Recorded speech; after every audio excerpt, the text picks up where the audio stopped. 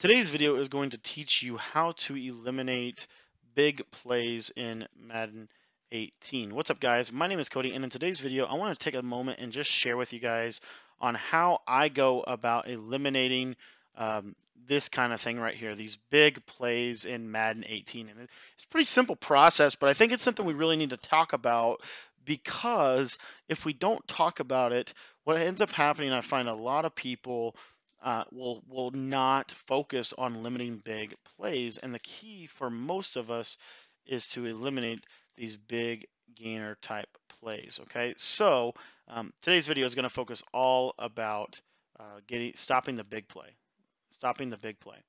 And the basic concept for stopping big plays, in my opinion, from what I have learned about the game, is to play the majority of time to play man-to-man coverage. The reason I say play man-to-man coverage, as you can see here, I have one zone on the field, but really he's just a deep quarter. That's right there. That's exactly why. Here's where they can beat you in man. If you just played straight up man-to-man coverage, here's what they're going to beat you with. They're going to beat you with deep out routes, and they're going to beat you with crossing routes. Now, I also want to stress to you that I recommend you play a very specific type of man-to-man. Okay, and the specific type of man-to-man coverage that you want to play is cover 4 cross man. Okay, cover 4 cross man. So what you want to do is, no matter what formation, I like the nickel 3-5 personally, but you want to pick nickel 3-5, cover 4. You come out in the cover 4. And the first thing you do is the people that you think are going to be on drags, according to his tendencies and his, all of that stuff, the people that you think are going to be on a drag route, take the opposing side. So if they're on the right side, you want to take the left side safety, okay? And you want to man him up on that receiver, whichever one you think is going to be on a drag, okay? Then you want to do the same thing on the other side. So you basically have two defenders that you're going to make, I call them your inside defenders. And then what do you want to do with your outside corners? Well, you got a couple of options. You can man them up if you want to on people you think are going to go to the outside. What I like to do is I like to put them in either flat zones, deep half zones, or just man them up on somebody. Those are really the three big areas, the big things that I'm going to do with those guys. So what essentially it's going to look like, and then what you want to do with those other remaining players on your field is those outside linebackers that are in curl flats, or whoever it is that's in a curl flat, take those players and man them up on receivers as well. So it's going to look a little finicky, a little funky, but it's going to be really, really good. I'm telling you right now, I think that is one of the best tips I can give you guys if you're looking to really try to, if you're really looking to stop big plays. That's the defense, and I'll show it to you. I'll show it to you when we come up. But what you want to do here too, and the other big point to it is you don't want to blitz, right? You don't want to blitz, and here's why. For whatever reason, my experience in this year's game, they have really, really made you pay for blitzing. Okay, they've made it very, very difficult. So, for example, if you go single high coverage, and Alex Smith has got like the slowest release in the game right now, but if you go single high coverage, okay, every single time if you're facing me, I can score. When I say single high, here's what I mean. I mean you're pressed up and it's one-on-one. Don't do that. Okay, don't do that. The reason that it is like that this season is because they have just made it so, like here, dang it, if Alex Smith could get a throw off, we're going to go for it even though we shouldn't.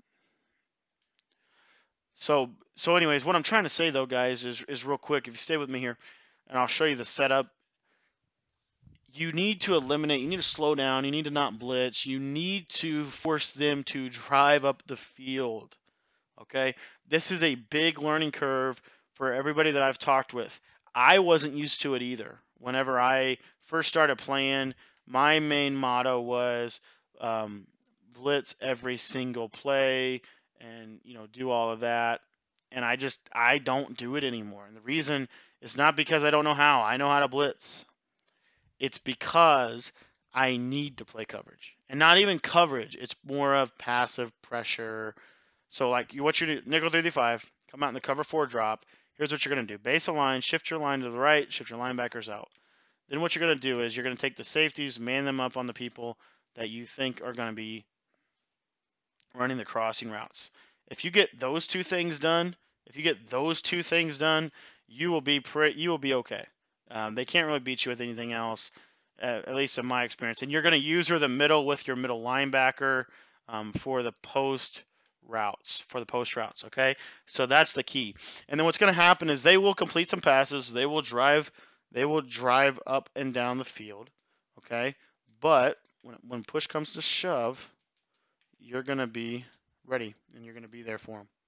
So the other thing cool about the cover 4 and the other partial reason I recommend it is because it comes with stock cover 4 routes, which not every coverage, or which that means that if you needed to quick audible, then you can do that. And also it comes with 3 people blitzing, and you have the cover 4 run fits, which makes it play the run a little better. So I think cover 4, if you're looking at a coverage defense type of situation, this is the defense you're going to want to use. So if you guys liked this video, or if it helped at all, what I want to encourage you to do is, if you want to take your game to the next level, if you really want to say, you know what, I want to get serious about defense and I want to have people stop scoring on me, here's your next step.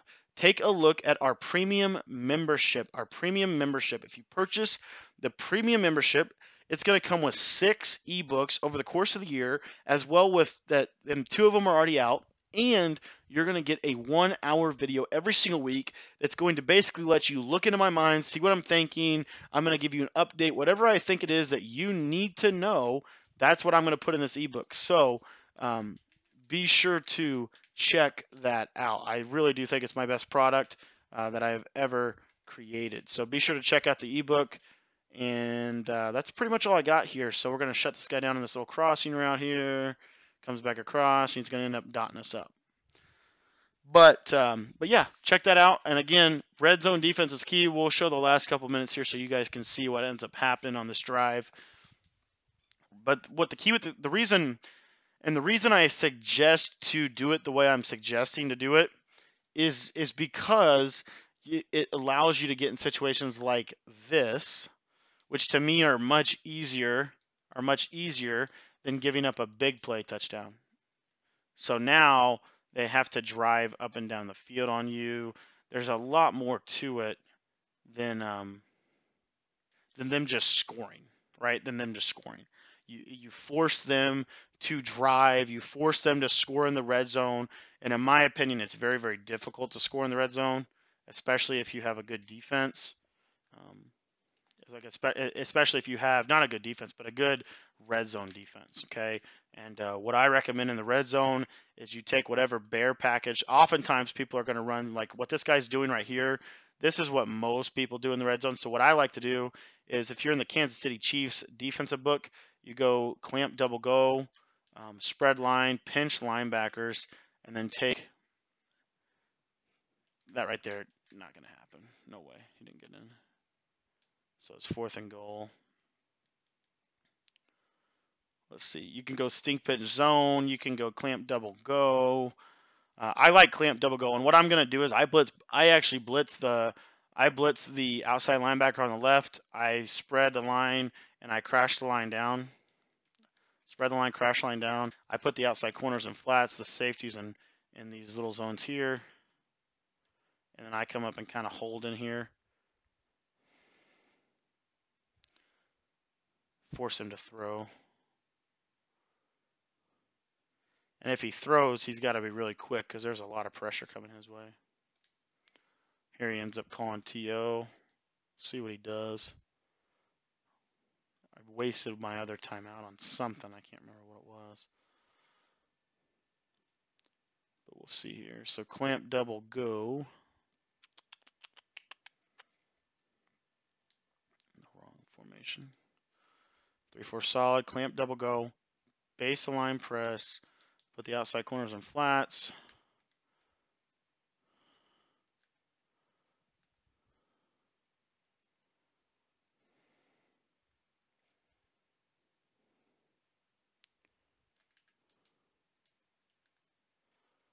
See if I'm him here. Yep, toss. That's what I thought. There we are.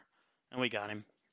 So again, that's why you want to make them drive. You force them to drive because you get in a situation like this and you're just fine with your clamp double go. Thanks for watching today, guys. Be sure to subscribe if you enjoyed the video. Let me know what I can do better, and we'll see you guys.